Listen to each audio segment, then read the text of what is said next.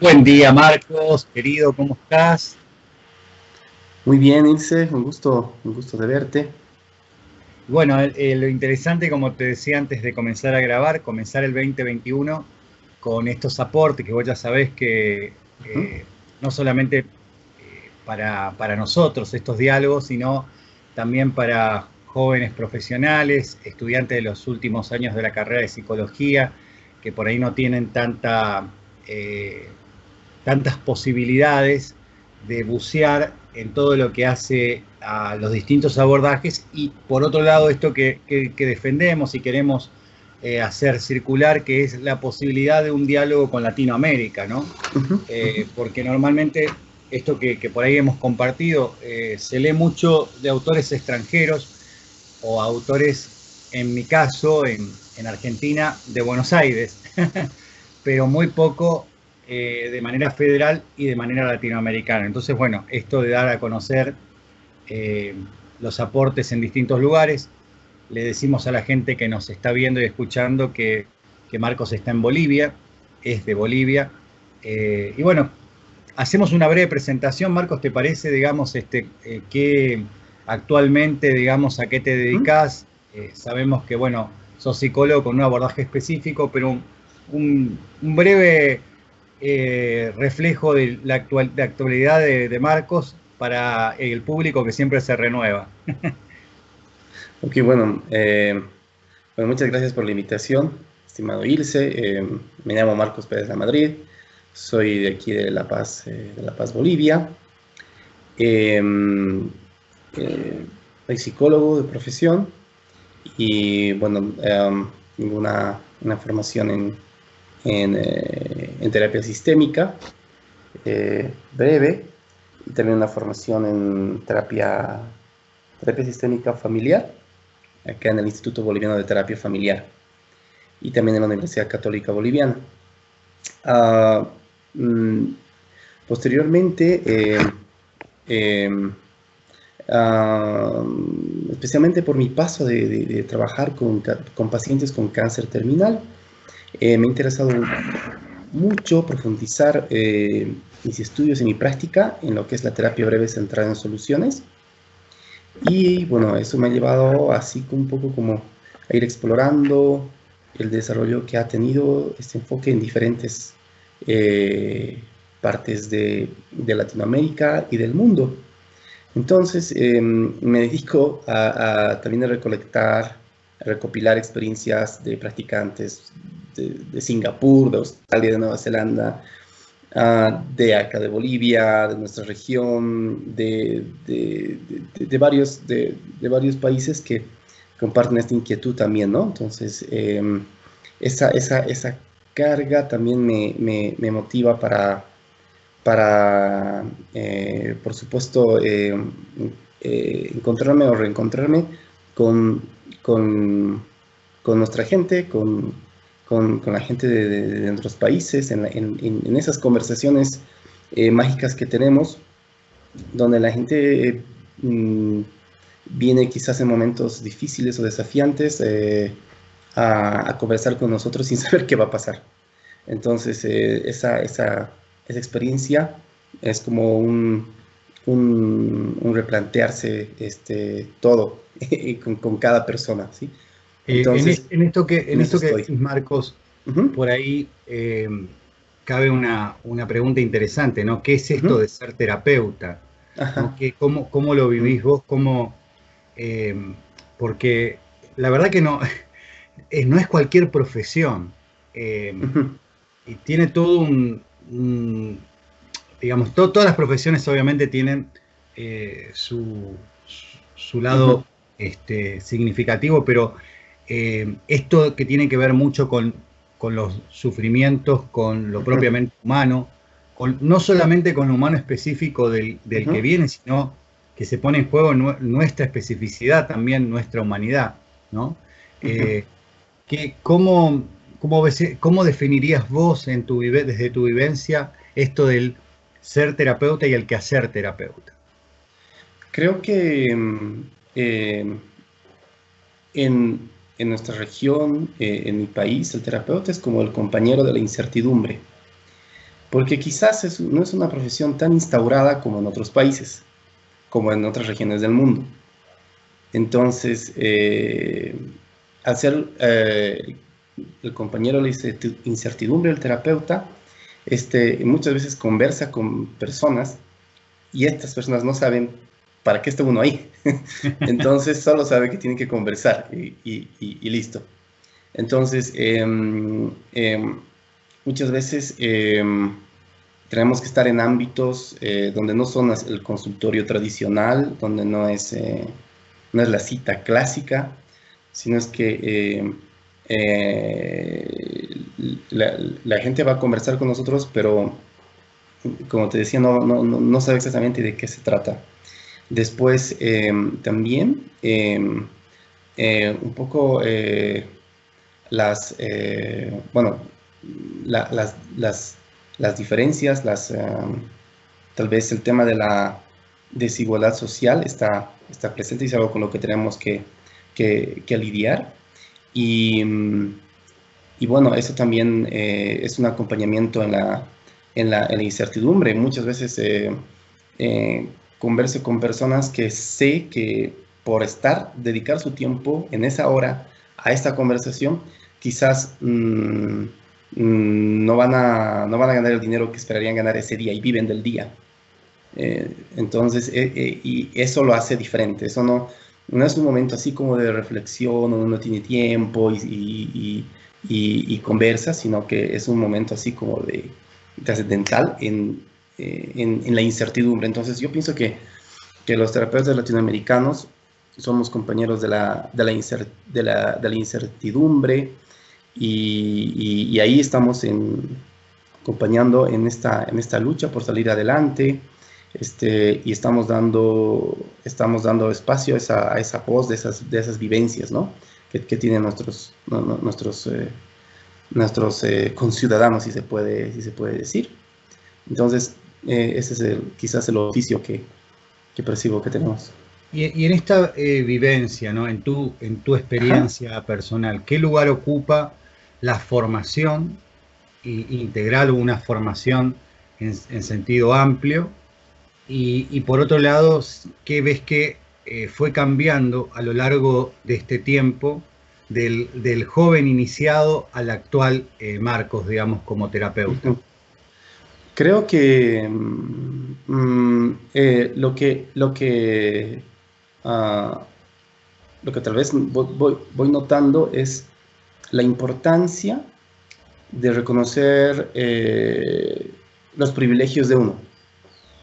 Y de alguna manera tuve el privilegio de estudiar esta profesión y tuve el privilegio de conocer personas que me inspiraron a seguir profundizando en esto. Y más allá de lo económico, tengo el privilegio de conversar con todo tipo, con muchas personas en diferentes situaciones, y incluso más allá de lo económico. Entonces, creo que es importante para mí ahora reconocer mis privilegios, lo cual me ayuda tal vez en lo posible a tener esta humildad cultural, a honrar a la persona y el entorno donde está, y también a reconocer que es que tal vez este trabajo es también una gran responsabilidad. Es un privilegio y una gran responsabilidad, ¿no? Algo así como un superpoder también, en cierto modo. Entonces, eso es un poquito. Y en esto propiamente del abordaje de la terapia centrada en las soluciones como elección, digamos, en este momento es elección, digamos. Como decíamos antes, y por ahí esta situación de que la mayoría de los abordajes que nosotros, con los cuales nos vamos formando, vamos estudiando, vamos incorporando, no son propiamente latinoamericanos. ¿Vos ves alguna diferencia en la puesta en escena de esos abordajes que por ahí pudieron hacer en Estados Unidos o en Europa, llevarlo adelante en el contexto nuestro latinoamericano? ¿Ves alguna diferencia? ¿Ves que se hace algunas adaptaciones del abordaje en función al contexto de la comunidad. Bueno, pienso que es inevitable hacer, eh, buscar esta portabilidad cultural.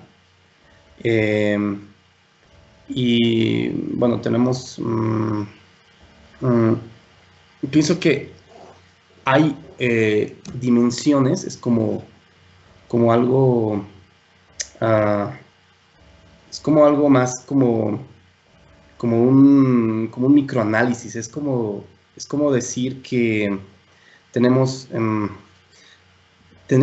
en mi caso, como yo lo veo, es que un modelo terapéutico quizás te presenta en la parte, digamos, más de la estrategia, como pasos, etapas a seguir.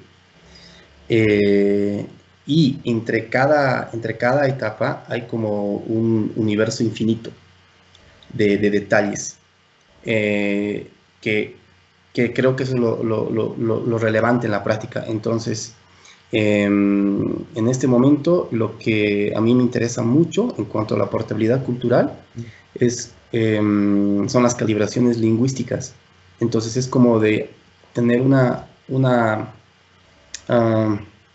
aprender del lenguaje de cada persona, y entendería yo que así, que la cultura está instaurada en el lenguaje, en la forma de vivir las palabras, las narraciones, y entonces eso ya convierte cada encuentro terapéutico en único, ¿no? Es como algo a la medida, y eso. Entonces, para mí, de esta manera surgen dos tipos tal vez de adaptación. Una que sería la adaptación de la cultura de los terapeutas, porque también tenemos nuestra propia subcultura, de alguna manera, una especie de microcultura entre las escuelas, entre afinidades y todo eso. Y otra adaptación a la gente, a las personas.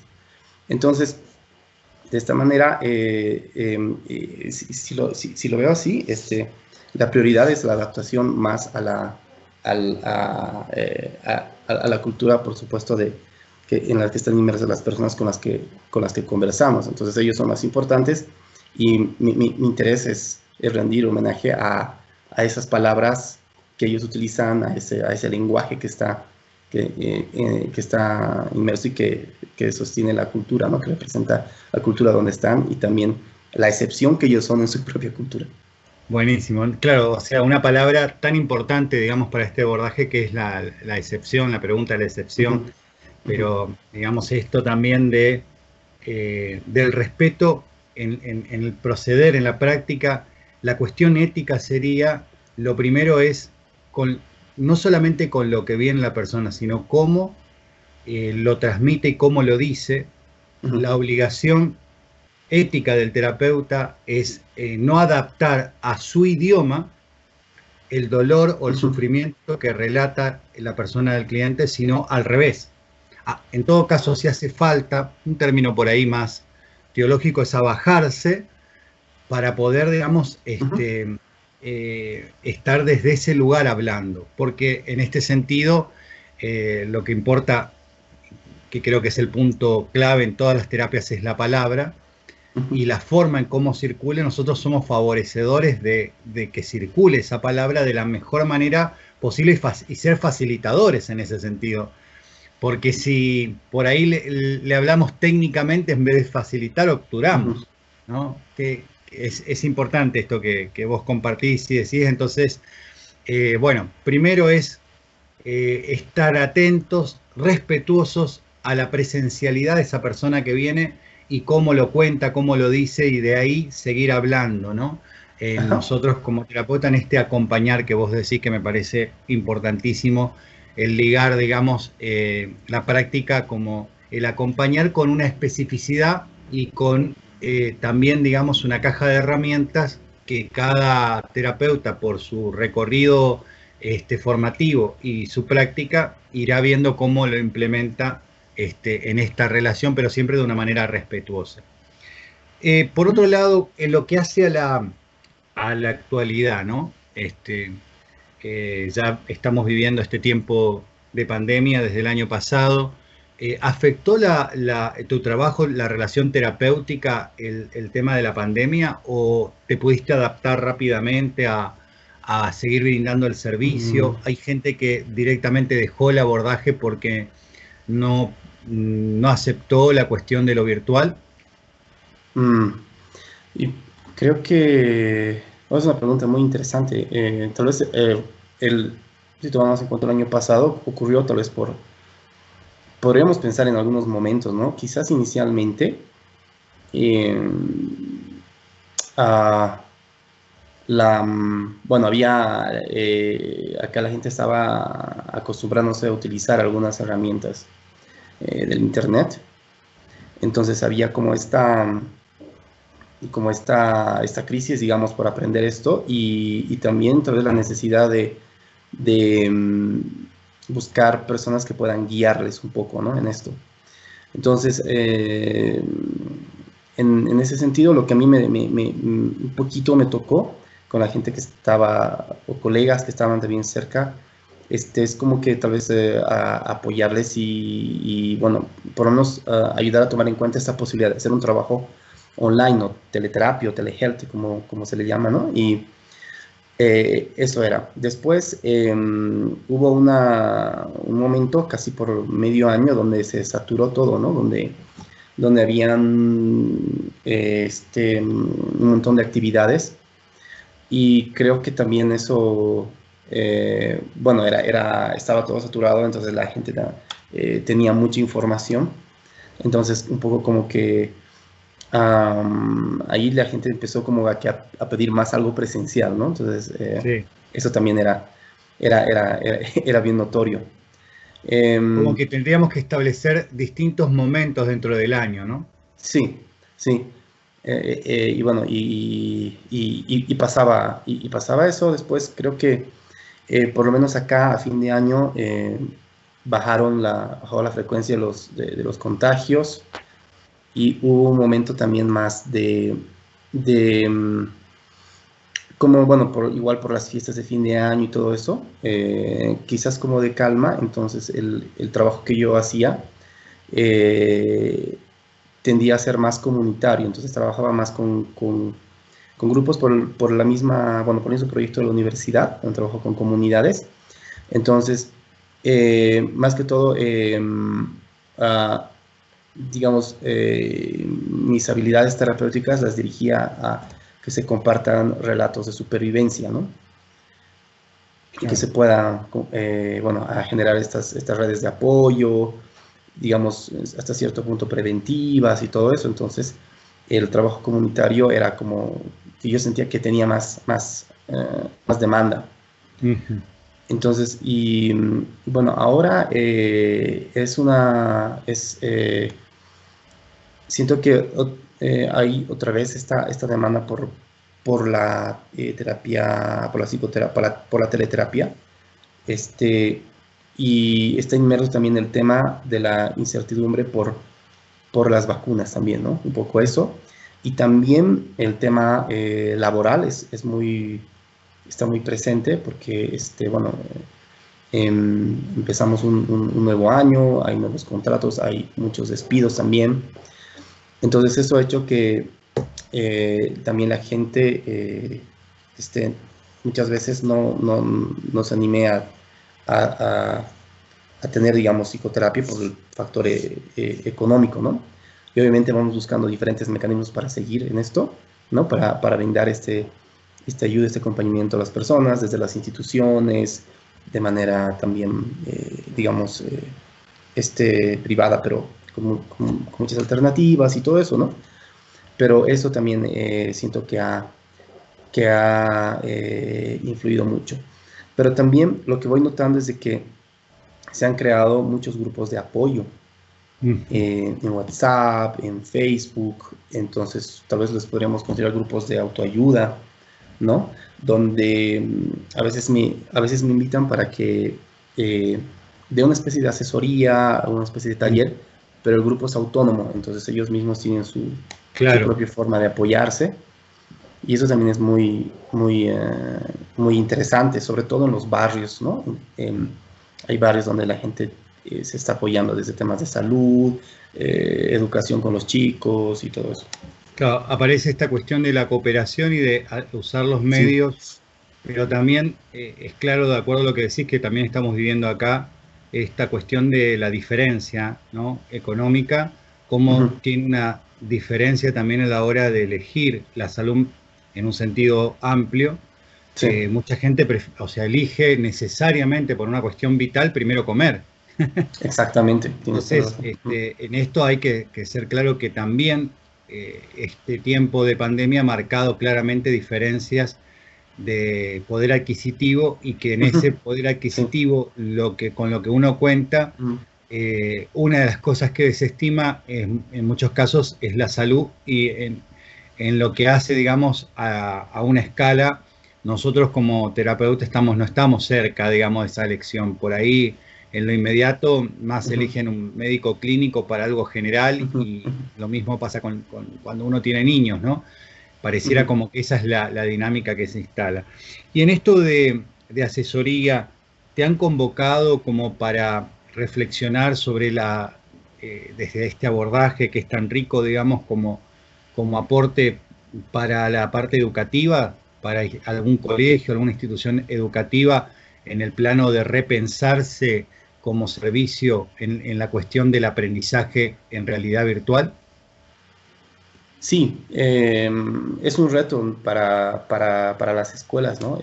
Tener las clases virtuales, que aquí todas son, por lo menos estos primeros meses van a ser así, tanto en las escuelas privadas y públicas. Entonces, es un reto para los profesores, para los padres de familia, y los roles han ido cambiando. Básicamente ahora los papás son los profesores, y los profesores pasaron a ser asesores. Sí. Entonces, es impresionante eso. Entonces, el tema es, por lo menos como yo lo veo desde mi práctica, es que aún no sabemos, aún nadie sabe exactamente qué hay que hacer. Entonces, digamos, es como que cada comunidad educativa va descubriendo sus propios modos. Hay plataformas que ofrecen varias alternativas, pero no se trata de usar todo, sino se trata de escoger qué le sirve a uno y desechar qué es lo que no le sirve, ¿no? Entonces, también hay una especie de brecha generacional. Hay niños que están con sus abuelitos en casa, ¿no? Y es un tema eso también, sobre cómo se van a conectar. Y eso, está el tema motivacional. Entonces, mis asesorías van en función de ir generando grupos pequeños, por ejemplo, de padres de familia, para apoyar conversaciones con los profesores, para un intercambio de experiencias, ¿no? También, por supuesto, de apoyo emocional. Entonces, eso también parece ser que inspira, y que, sobre todo en lo pragmático, ayuda a compartir qué es lo que se puede hacer, ¿no? Claro, lo que hace a la gestión del aprendizaje y de la educación propiamente es no quedarnos en lo que no se tiene, sino ver posibilidades, ¿no? Crear posibilidades. Y en el plano de lo emocional es sentir de que están acompañados, hacerse presente a la manera que se puede, que es lo virtual, pero hacerse presente para que tengan un espacio en donde hablar de lo que le está pasando ahora acá a las familias, y cómo ven ellos esto, y por ahí el funcionar como moderador, ¿no? A veces entre ellos mismos van generando recursos de lo que le pudo servir a una familia, le sirve a la otra, ¿no? Entonces es como que nosotros jugamos ese papel también por ahí de ser puente, posibilitadores. A veces con esto que es tan rico, ¿no? Del aporte del abordaje, que es con una pregunta se puede instalar varias respuestas. Con una pregunta bien realizada, o sea, puede hacer aparecer recursos que en realidad no estaban, pero no se veían. Sí, y me siento muy cómodo no enseñando a los profesores cómo ser profesores, o a los papás cómo ser papás en línea. Claro. Sí, ¿no? Entonces es diferente, es un giro total. Entonces me siento más cómodo preguntándoles qué es lo que les funciona, cómo manejan los momentos difíciles y bueno, y también contemplando cómo entre ellos comparten esto, ¿no? Entonces eso creo que es un poquito más, para mí es, digamos, más en esfuerzo, en tiempo, es más, tal vez más económico, más como que rinde mejor porque en tener muchas reuniones y todo eso online igual resulta pesado para muchos, ¿no? Entonces, estos pequeños encuentros pueden ser interesantes y bueno, se va notando también con algún tipo de seguimiento, ¿no? Que cuando se les llama, otras reuniones, que ya hay como una tendencia a compartir y a escuchar al otro sobre cómo está su camino, sobre cómo está pasando esto. Y creo que también eso ayuda a todos a reevaluarnos también, a reconocer también nuestros privilegios, en cierto modo, ¿no? Que hay diferentes situaciones en cada familia, una familia con un solo celular, Claro, que lo sí, tiene sí, el sí. papá y vuelve, y solo cuando llega de trabajo pueden ver, y son tres chicos que tienen que Sí, sí, utilizar sí, ese sí. celular, entonces, ese Esto tipo de que cosas. decíamos, ¿no? La cuestión de la posibilidad de los recursos es lo que permite o Sí. nos estar Mm, en cierta medida conectado o aislado, ujú, ¿no? ujú, Bueno, pero esto también de en cada caso, ir estudiando cada caso y generando respuestas de posibilidad para que también vean esto que por ahí nosotros trabajamos, ¿no? El frustrarse, que es natural en la ujú, vida, ujú, digamos, ujú, tomarlo así y que no se tome como fracaso.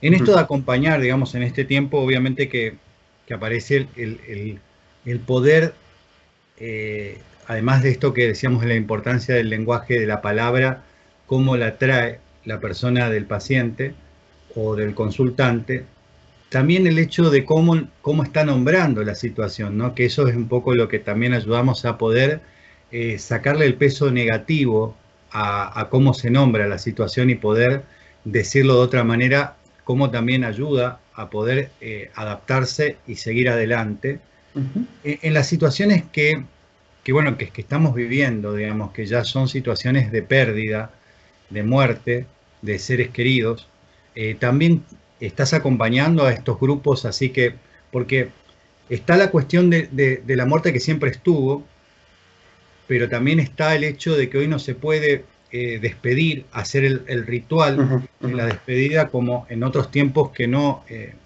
sin pandemia, digamos, ¿no? Siempre la cuestión de la pérdida, la ujú, muerte es un tema a trabajar, ¿no? El duelo. Pero ujú, ahora que no hay, que es como que algunos rituales que son típicos y lo esperable, cuando uno pierde un ser querido, nos han sacado eso en cierta medida, o mejor dicho, la situación no lo permite, también estás trabajando con eso, estás haciendo alguna apoyatura por ese lado. sí, sí, desde ah, personas que han perdido familiares, también amigos, Mm, ¿no? Cercanos. Está trabajando con eso. Como tú dices, el tema de los rituales, el tema de las costumbres que tal vez tenemos, o que cada familia tiene, a veces no está como un poco truncado. Eh, También el reconocimiento social del duelo de la pérdida, mm, mm. también porque tenemos, tenemos cosas, ¿no? Actividades, tal vez misas, reuniones, em, rituales muy variados para esto, y el hecho de que hayan testigos es parte esencial de estos rituales, ¿no? Ese reconocimiento de este tal vez cambio, de esta pérdida. Entonces eso ya no está tan presente. Em, de todas formas, el acompañamiento que hago es justamente a partir ah, del reconocimiento de, de como micro rituales que puede tener la persona o la familia en casa, o Ujú. incluso de manera virtual. Entonces, no me siento más cómodo no diseñando un ritual para la familia o no expresando mi expectativa de un ritual, sino que asumiendo de que instintivamente la familia o la persona ya ha hecho algo y mi trabajo es invitarla a que pueda expandir esa experiencia de tal manera que sea más grande. Entonces, por ejemplo, tal vez alguien podría contar que ha despertado y en el momento del desayuno sintió la presencia y agradecimiento hacia esa persona que falleció, a pesar de todo, mientras desayunaba, mientras estaba solo. Entonces, mi trabajo ahí es como hacer más preguntas para que esa experiencia sea mucho más intensa en pequeños detalles cotidianos, ¿no? Entonces, y que en lo posible pueda tener quizás esa función de que no es lo mismo, pero de un ritual, digamos, más está interesante porque estás marcando el modo de trabajar desde este abordaje, digamos. No es que vos le decís, haces como una cuestión, como que sería una consejería o alguna cuestión educativa, ¿no? Decirle, miren, en realidad somos seres rituales, o sea, no vamos a poder hacer estos ritos, pero podemos hacer esto, eso no. Pero sí sabemos que, o sea, sin indicar eso verbalmente, lo buscamos desde lo que hizo como ritual cada familia o cada persona y lo potenciamos con nuestras preguntas, para que aparezca como un valor que se vea que, bueno, que forma parte del proceso de duelo, pero que lo reconozca la propia persona o la propia familia, que es lo que está haciendo, y el hecho de por ahí generar curiosidad, o si surge una pregunta, le parece que esto podríamos trasladarlo a compartirlo con los abuelos, a compartirlo con los tíos, pero ya partimos del ritual que ellos hicieron, como vos decís, en ese desayuno, por ejemplo. Este sería el camino desde la terapia centrada en las soluciones, ¿no? Sí, tengo como una presuposición fuerte de que la persona hizo algo, posiblemente, y que es algo grandioso, es algo espectacular, pero que tal vez necesita algunas invitaciones con preguntas para poder describirlo con más detalles, ¿no? Entonces, para que pueda crecer y ser más trascendental. Entonces, presupongo que ya hizo algo. Y bueno, también como es en forma de preguntas, mi contacto con la persona, entonces es una manera también de respetar, ¿no? En qué está la persona, cuál es el proceso y todo, y todo eso. Y a veces tal vez ni usamos la palabra ritual, pero igual presupongo que algo hizo. Creo en eso y le trato como de esa manera. Como si yo hubiera hecho algo, como si eso, ¿no? Sí, qué importante esto que vos decís, qué finura hay que tener, digamos, qué delicadeza ante la presencia del otro, ¿no? Qué delicadeza de ir buscando la forma de que se produzca esto de la manera más respetuosa, hasta en esto de recuperar el tejido de su discursividad y desde ahí tejer y destejer. No traer nuestra sábana o nuestro tejido, sino que destejer y tejer desde esto que va enunciando, va pronunciando, va puntualizando la persona en su discurso, ¿no? Y con el uso de por ahí algunos, en cada pueblo, en cada país, en cada comunidad, por ahí hay algunas formas muy particulares de decir, ¿no? Entonces, por ahí no es como que esto es una de las, por ahí a veces las críticas, no es que nosotros ante eso bajamos de nivel en nuestra práctica, sino que al contrario, nuestro fundamento central es el valorar plenamente a la persona del otro y cómo lo dice para que le sirva y le sea útil, digamos, en definitiva.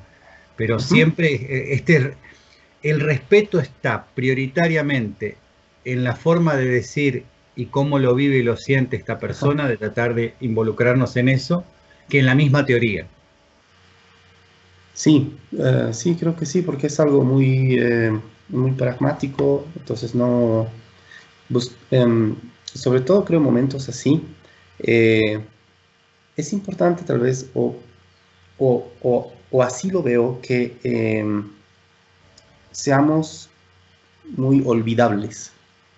Entonces, es su vida, es la persona que está haciendo eso y quizás lo ideal es de que una persona se olvide de que ha conversado con nosotros y que, bueno, pero sí tenga esta conexión con estos detalles de lo que ya está haciendo en tal vez su propio estilo de ritual, que le lleve a algo más y siga su camino. Entonces, eso creo que puede ser también útil.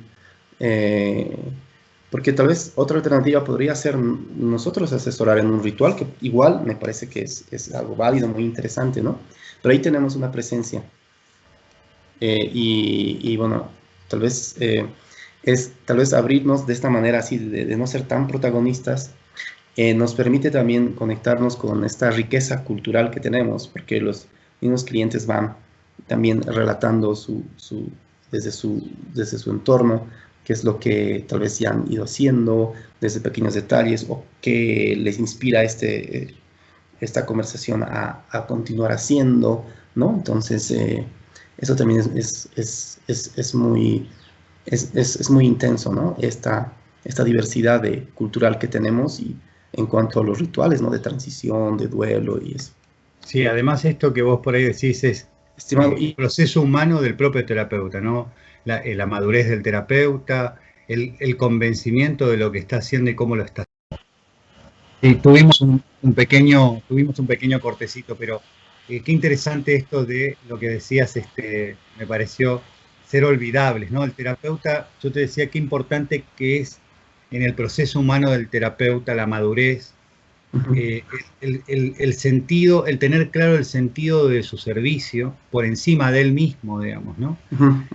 Para poder soportar esto, por ejemplo, de que en realidad la persona se quede en que se sintió bien y lo hizo bien, y desaparezca la persona del terapeuta y se quede, eso involucra que haya que tengamos un trabajo de crecimiento personal como terapeutas para no estar reclamando el agradecimiento o, no se dio cuenta que al final, porque vino acá y trabajó conmigo, logró esto, ¿no? Eso también está muy presente el trabajo personal del terapeuta, ¿no? La persona del terapeuta que tienen claro su ética, tienen claro el valor del servicio y tienen claro qué y cómo va a trabajar, digamos, ¿no? Sí, creo que es algo que requiere hasta cierta disciplina porque no es algo como que, no es como aprender a manejar bicicleta.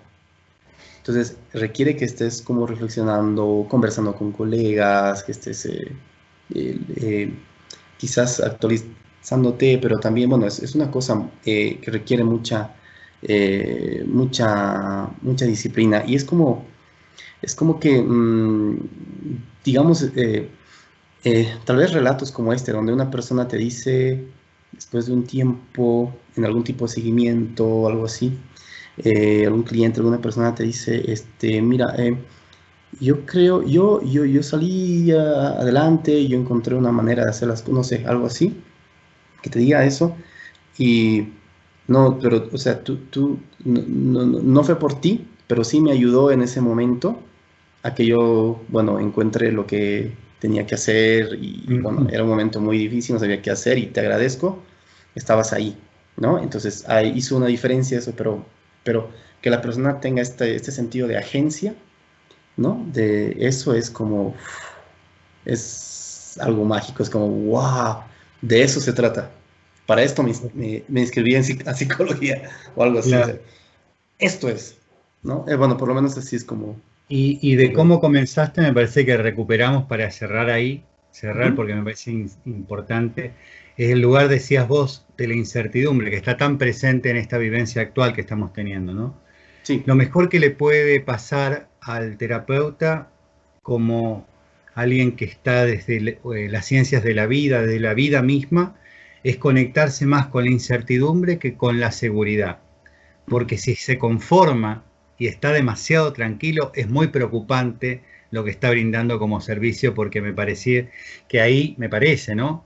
O sea, una opinión personal sería como que está más tranquilo él, pero en realidad no se está formando propiamente para la incertidumbre, sino que se está forjando para su tranquilidad, digamos, ¿no? Y eso es creérsela, en definitiva, ¿no? Ajá. Que es el gran dilema que tenemos que tener constantemente, de estar más cerca de la incertidumbre y de declarar que siempre hay algo nuevo para aprender y navegar en esa ola es lo mejor que nos puede pasar, digamos, ¿no? Sí, pienso que esto es muy importante, ¿no? El tema de la incertidumbre y cómo si le damos este lugar privilegiado al cliente, a la persona, o este lugar especial, también la terapia ya no es tanto para el terapeuta, ¿no? Entonces, eso también es un reto importante, ¿no? Entonces, es por lo menos así como lo veo, ¿no? Bueno, y al mismo tiempo, eh, también esta experiencia que tuve al trabajar con pacientes con cáncer terminal, fue un contacto así como directo, brutal, con la incertidumbre y, este acompañamiento que hacía con las personas, incluso cuando estaban en sus últimos momentos, o con personas que no tenían familiares que podían irles a visitar, los momentos donde las personas eh, no solo eran tratadas por su dolor, sino hablaban de su dolor, de Claro. su dolor físico, de eso. Entonces, esos momentos donde ves que la persona se está recuperando del cáncer aparentemente y sale del hospital y a la semana siguiente vuelve por una especie de recaída o cosas así. Entonces, donde dices, wow, o sea, es una incertidumbre intensa y bueno, eso es lo que un poquito también me aproxima a este tipo de práctica, ¿no? Centrada en soluciones.